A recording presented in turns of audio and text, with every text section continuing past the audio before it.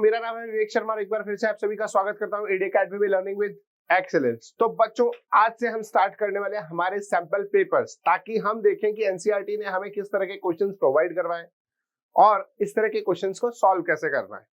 ध्यान रखिएगा, ये अभी मैं बेसिक के क्वेश्चंस लेकर आऊं, बहुत ही जल्दी मैं आपके स्टैंडर्ड के भी क्वेश्चन लेकर आऊंगा, जहां आप देखेंगे कि स्टैंडर्ड में किस तरह के नए क्वेश्चन आते हैं। तो बेसिक वाले बच्चों के लिए ये पहला वीडियो है जिसमें हम आपके पहले सेक्शन, जिसमें आपके ऑप्शन वाले क्वेश्चन होते हैं जिनको आपको फास्ट अटेम्प्ट करना होता है, देखते हैं कि उनको कैसे जल्दी से जल्दी हम सॉल्व करते हैं। ठीक है, तो चलो स्टार्ट करते हैं। अब जैसे पहला क्वेश्चन आपको आया है, if two positive integers p and q can be expressed as p is equals to ab square and q is equals to a cube b, where a and b are prime numbers, then LCM of p and q। तो p और q का LCM, अब ध्यान से देखो कैसे करना है, फटाफट करना है, इसलिए मैं थोड़ी स्पीड रखूंगा। a cube b, अब यदि मैं इनको नंबर्स मानता हूं तो ये कुछ इस तरह से हैं, यस और नो। तो हम फटाफट से क्या करेंगे, हम देखेंगे एलसीएम में आपको बताया था इन दोनों में से मैक्सिमम पावर कितनी है, 3। तो ये एलसीएम में a क्यूब, और b की मैक्सिमम पावर कितनी है, b स्क्वायर। तो मैक्सिमम पावर के हिसाब से a क्यूब b स्क्वायर होना चाहिए, तो हमारा राइट ऑप्शन हो जाएगा 3। फटाफट टिक कीजिए और आगे बढ़िए। नेक्स्ट क्वेश्चन क्या कह रहा है, what is the greatest possible speed at which a man can walk 52 kilometres and 91 kilometre in exact number of hours. वो चाहता है कि हम 52 किलोमीटर्स को भी जैसे 1 घंटे 2 घंटे में ट्रैवल करें और 91 किलोमीटर्स को भी एग्जैक्ट आवर्स में कंप्लीट करें। तो इस हिसाब से हमारी एवरेज स्पीड क्या होनी चाहिए, तो 52 और 91। ध्यान से देखो, एक ही बात, ग्रेटेस्ट वर्ड बोल दिया गया जो बच्चों को सिखाया जाता है। ग्रेटेस्ट वर्ड कब आता है, जब हमें क्या लेना हो, HCF। तो क्या करेंगे, 52 और 91 किसका टेबल में दिखता है, 13 4 52 और 13 7 91। तो इसका मतलब आप देखो ये दोनों कॉमन नंबर है नहीं जो इससे और आगे जा सके, तो हमारा कितना आ जाएगी एवरेज स्पीड, 13। बहुत जल्दी करना है बच्चों, कई बच्चे इसी में टाइम लगाते रहते हैं और उनका टाइम वेस्ट हो जाता है। चलो नेक्स्ट क्वेश्चन देखते हैं। If 1 0 of the quadratic polynomial is 2, the value of k is, क्या होगा, बात करो। यदि आपको समझाया गया था तो बताया गया था कि पॉलिनोमियल की वैल्यू px 0 हो जाता है कब, जब x की वो वैल्यू उसका 0 होती है। तो यहाँ पर 2 बोला हुआ है, तो बस हमें क्या करना है, 2 का स्क्वायर प्लस 3 टाइम्स ऑफ 2 प्लस k should be equals to 0। Solve कर दो, 4 प्लस 6 प्लस k। अब मुझे डायरेक्ट पता है k की वैल्यू -10 आएगी। क्यों, क्योंकि 4 प्लस 6 10 उधर गया तो -10 ऑप्शन में है, बिल्कुल है। बस फटाफट आगे चलते रहो। नेक्स्ट क्वेश्चन क्या कह रहा है, graphically the pair of equations given by this and this represent two line which are, तीनों ऑप्शन हमें यार होते हैं, intersecting, parallel, coincident और intersecting at exactly 2 points। तो कोई भी दो लाइंस तो exactly 2 points पर intersect कर ही नहीं सकते, तो तुक्का मारना है तो भी फोर्थ ऑप्शन नहीं आएगा। क्लियर, क्यों, क्योंकि ऐसा कभी नहीं हो सकता कि दो लाइंस 2 पॉइंट पे इंटरसेक्ट करे, एक पे करेगी या इनफाइनाइट पे करेगी। तो अब ये तीनों में से कैसा करना है, कंडीशन आ गई है A1/A2, B1/B2, C1/C2। वैल्यू डालो फटाफट, 6/2 -3/1 10/9। देखो ये सेम दिख रहा है, 3:1 माइनस है तो ये दोनों कट गए, तो 3:1, और ये इक्वल नहीं है तो they are equal, they are not, which means the lines are parallel। A1/A2 equals to B1/B2 is not equals to C1/C2। आ गया यार, क्लिक होते ही फटाफट से पैरेलल। चलो आगे, टाइम नहीं लगाना, जितना टाइम आप बचाओगे आगे के क्वेश्चंस के लिए मिलेगा आपको। तो देखना हम कितनी देर में करते हैं। If the quadratic equation this has real and equal roots, real and equal, तो याद आओ कंडीशन, नेचर ऑफ रूट्स की बात आती है, मतलब b square minus 4ac is equals to 0, ये कंडीशन होती है। abc पहचानो और डाल दो, 4 का square minus 4 times of a की वैल्यू 1, c की value k should be equals to 0। तो 16 माइनस 4k equals to 0, 4k is equals to 0, sorry 16, और इस हिसाब से k की वैल्यू कितनी हो जाएगी, 4। फटाफट टिक करो k। अच्छा, इसमें एक चीज, वैसे तो आप तुक्का मारने की जगह डायरेक्ट भी देख सकते थे, k लेस देन और इक्वल, k लेस देन 4 नहीं हो सकता, क्योंकि कंडीशन के अकॉर्डिंग इक्वल रूट्स की इक्वल टू 0 होती है। ये भी नहीं हो सकता, ये भी नहीं हो सकता, ये वाला हो ही नहीं सकता। ये वाला हो ही नहीं सकता, क्योंकि हमारे पास exactly equal real and equal roots की बात बोली गई तो यही होता। तो यदि हम इसको सॉल्व नहीं करते तो भी हम थोड़ा दिमाग से तुक्का मार सकते थे। Next, the parameter of a triangle with vertices are this. अब ध्यान से देखो, इसको डिस्टेंस फॉर्मूले पे गए तो टाइम लग जाएगा। जो कोऑर्डिनेट्स दिख रहा है ना, वो आपको बताते हैं कि इसको ग्राफ पे प्लॉट करो, आपको पता लग जाएगा। 0,4 is here, 0,4, 0,0, 3,0, this is A, this is B, this is C. अब ध्यान से देखो, ट्राइंगल बनाने के लिए एबीसी को ज्वाइन करा तो कौन सा ट्राइंगल बनेगा? Right angle triangle. Right angle triangle का पैरामीटर तीनों साइड्स का सम, तो ये साइड तो दिख गई ना सीधा 4। डिस्टेंस फार्मूला लगाऊंगा क्या? नहीं। यहां से यहां डायरेक्ट दिख गया 3, डिस्टेंस फार्मूला लगाऊंगा क्या? नहीं। ए और सी में याद आया मुझे, 4 का स्क्वायर प्लस 3 का स्क्वायर, ये मेरा रटा हुआ है 5, रटा हुआ है ना, याद करो, 3 का स्क्वायर प्लस 4 का स्क्वायर, तो बस हो गया 4, 3 और 5 जोड़ दो, 7, 5, 12। What is the right option? खत्म। आप खुद देखिए कितनी स्पीड से होते जाएंगे आपके क्वेश्चंस, बस आपको हर चीज याद रखनी है। ये ठीक है। अब इसमें क्या देखा है? If in triangles this and this, ये रेशो दे रखा है, तो आपको बताना है then they will be similar when. अब इसमें क्या होता है, याद करो, ये कौन सा रूल बोल रहा है? साइड साइड का, और चाहता है साइड एंगल साइड यूज किया जाए सिमिलरिटी के लिए, SAS। तो इसका मतलब ये हुआ कि इन दोनों साइड के बीच का एंगल हमें चाहिए, ये साइड इस साइड के बीच का ये वाला एंगल हमें कॉमन चाहिए। तो वो कैसे मिलेगा? बहुत सिंपल लॉजिक, इन दोनों में कौन सा नाम जो अल्फाबेट है वो कॉमन आ रहा है? बी। कौन सा अल्फाबेट है जो कॉमन आ रहा है? बी। तो इस ट्राइंगल का बी एंगल और इस ट्राइंगल का डी एंगल इक्वल होना चाहिए, तो angle B should be equal to angle D. तो मतलब third option is the right option, और यहां से हम आगे चल जाएंगे। In which ratio the y-axis divides the line segment joining a point this and this? तो आप बना लो 5, -6, -1, -4। इन दोनों पॉइंट्स को ज्वाइन करने वाली y-axis किस रेशो में कट करेगी? तो ध्यान से देखो, मैंने वही माना m/n, और जब y-axis कट कर रही होगी तो y-axis के हिसाब से x कोऑर्डिनेट कितना हो जाता है? इस पॉइंट का x कोऑर्डिनेट होगा 0। बस, तो x निकाल लेते हैं हम, 5 × n, 5n। याद है ना, मैं डायरेक्ट फॉर्मूला नहीं लिख रहा, डायरेक्ट कर रहा हूं, m × -1, m × -1 होल अपॉन में m + n, और वैल्यू आनी चाहिए थी इससे 0, ये इधर चला जाएगा 0। मैं कैलकुलेशन वैसे कर रहा हूं ताकि मुझे फास्ट करना है, तो 5n + -m = 0, m को उधर भेज दो, तो 5n = m, m upon n की वैल्यू कितनी हो जाएगी? n नीचे गया तो ये 5 नहीं रहेगा, 1 नीचे हो जाएगा, तो 5:1। तो देखो 5:1 आना चाहिए था। दो ऑप्शन है, 1:5, 5:1। This is the right answer, क्योंकि हमने लॉजिक वही लगाया है, हमने इसको पहला कोऑर्डिनेट माना है, इसको दूसरा कोऑर्डिनेट माना है। ठीक है, ध्यान रखना। नेक्स्ट क्वेश्चन बहुत अच्छा सा है, बहुत सिंपल सा है। सर्कल चैप्टर का क्या कह रहा है? In a figure if PA, this is P, तो PA and PB are tangents to the circle with centre O। तो वही सारी डिटेल्स तो हमें दे रखी है, तो कई बार हमें क्वेश्चन पढ़ने की जरूरत नहीं है, यहां दे रखी है डिटेल्स। सच दैट APB, ये वाला एंगल 50 है। OAB पूछा है, OAB ये वाला एंगल आपसे पूछा जा रहा है।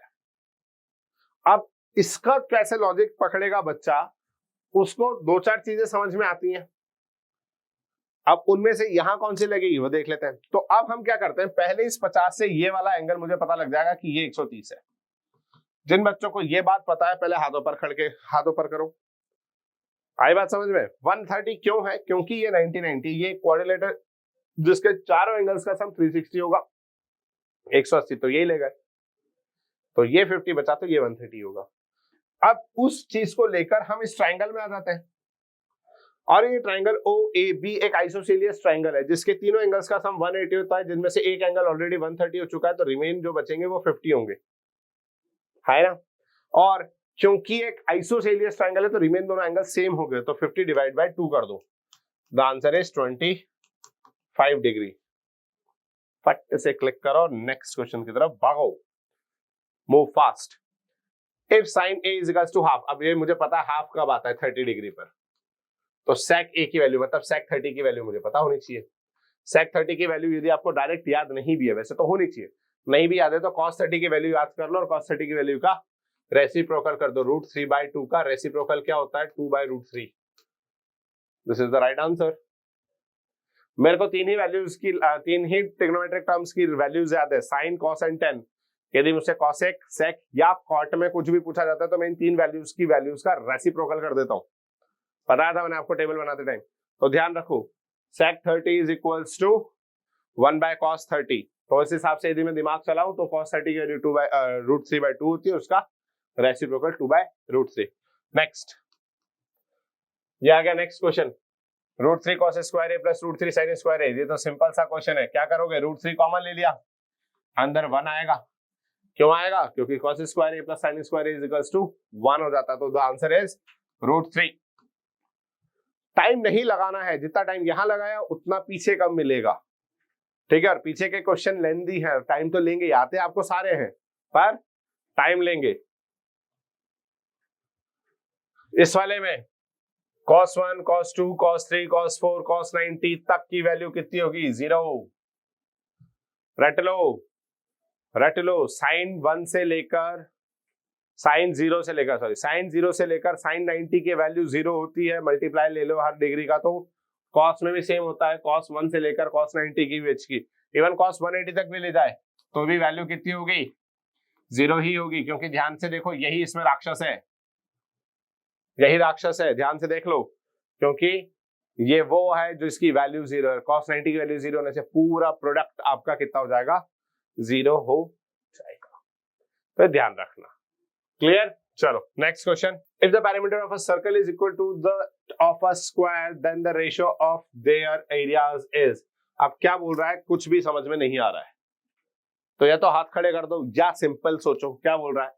If the parameter of a circle क्या बोलता है, 2πr is equal to that of a square, एक स्क्वायर के उसके बराबर है, पैरामीटर जो है वो स्क्वायर के पैरामीटर होता है 4a, then the ratio of their areas is, तो ये तो आपको इक्वल है, मतलब दोनों की वैल्यू सेम है, तो इसका रेशियो 1:1 है, जिससे मतलब आ जाता है 2πr की वैल्यू कितनी आ जाएगी, 4a के। यहां से आप सिंप्लीफाई करने गए तो 2 से 4 कट जाएगा 2 टाइम्स, पाई की वैल्यू डाल दो 22/7, r is equal to 2a, r by a की वैल्यू निकाल लो, r बाई a की वैल्यू निकालने गए तो आपको कितना आ जाएगा 2 × 7/22, कटिंग फिटिंग हो जाएगी तो 11, कितना आ जाएगा r बाई a का रेशियो 7/11।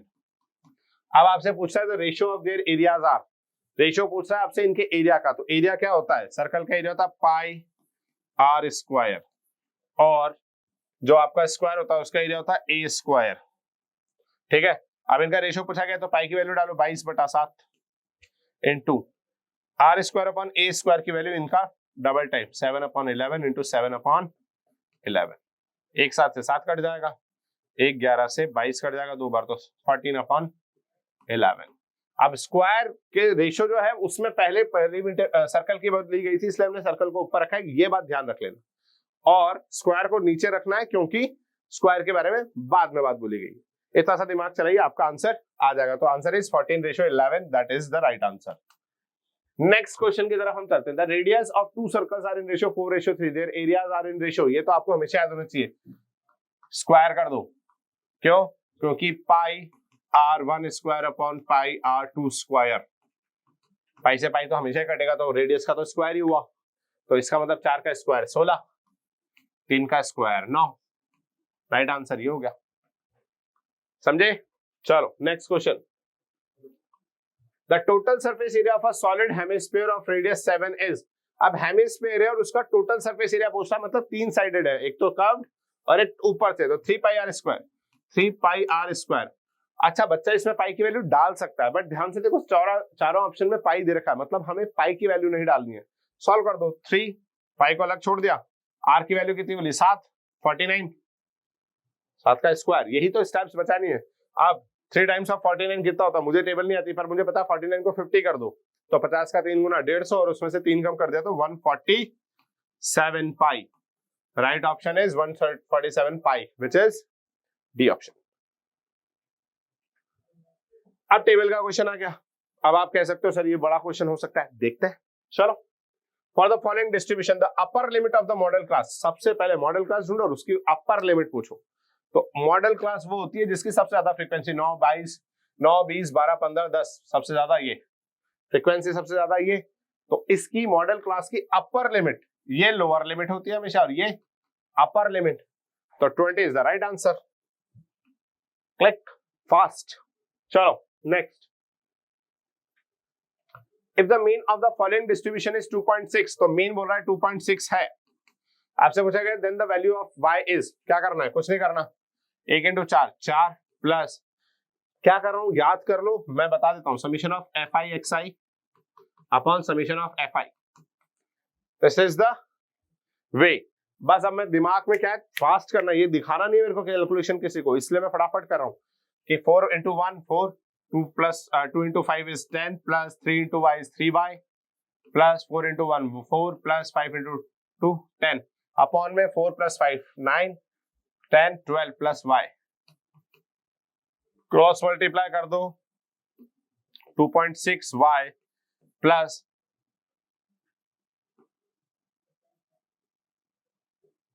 31.2 इज इक्वल्स टू कितना हो जाएगा, 14 28 28 प्लस 3y। सिंप्लीफाई सॉल्व करो, इस y को उधर ले जाओ, कितना हो जाएगा 0.4y और 28 को इधर लिया तो 3.2। सिंप्लीफाई करने गए तो 3.2 divide by 0.4 is equals to y।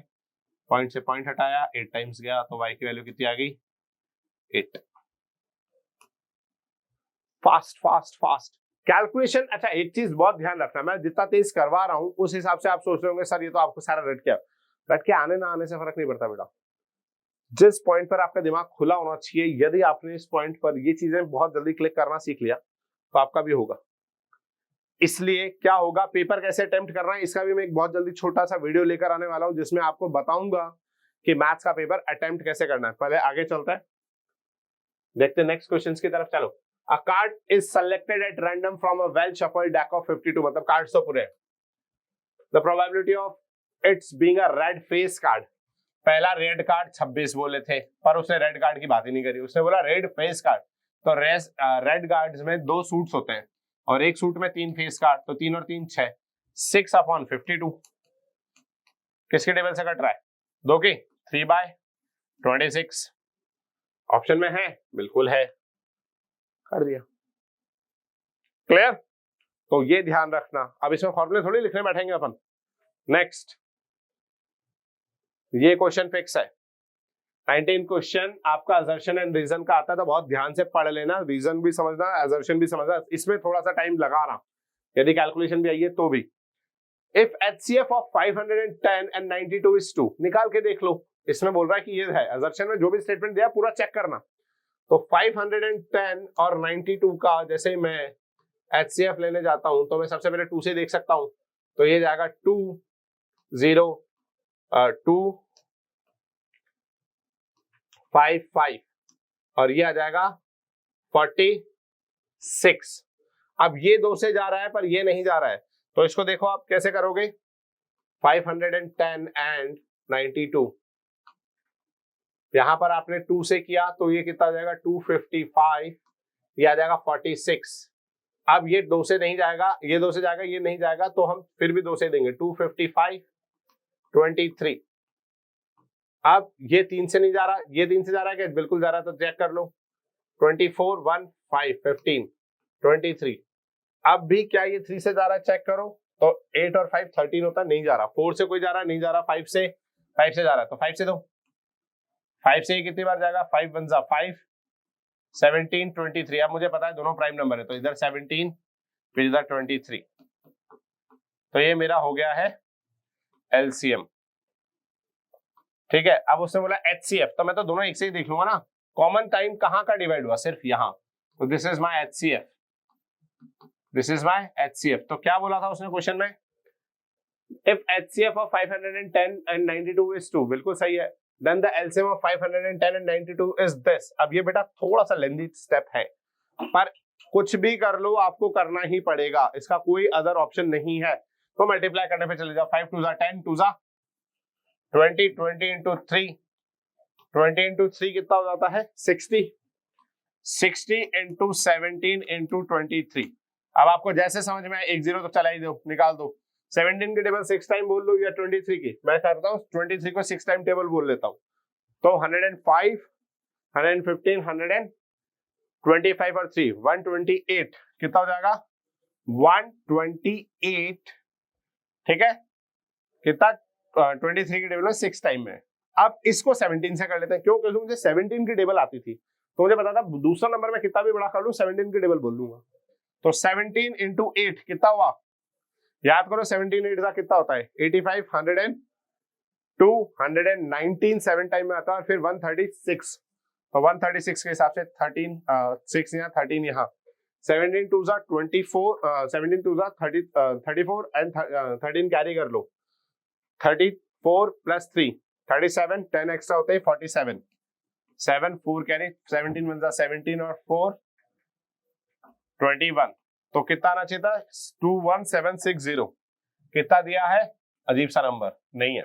अब दूसरा रीजन बोल रहा है as HCF and N2 LCM, जब सही आ ही नहीं आया तो फिर वो करेक्ट एक्सप्लेनेशन हो सकता है क्या? तो ध्यान से देखो 510 एंड 92 का HCF तो सही बोला है, LCM गलत बोला है, और फिर वो कह रहा है कि रीजन हमने इस फॉर्मूले से निकाला है।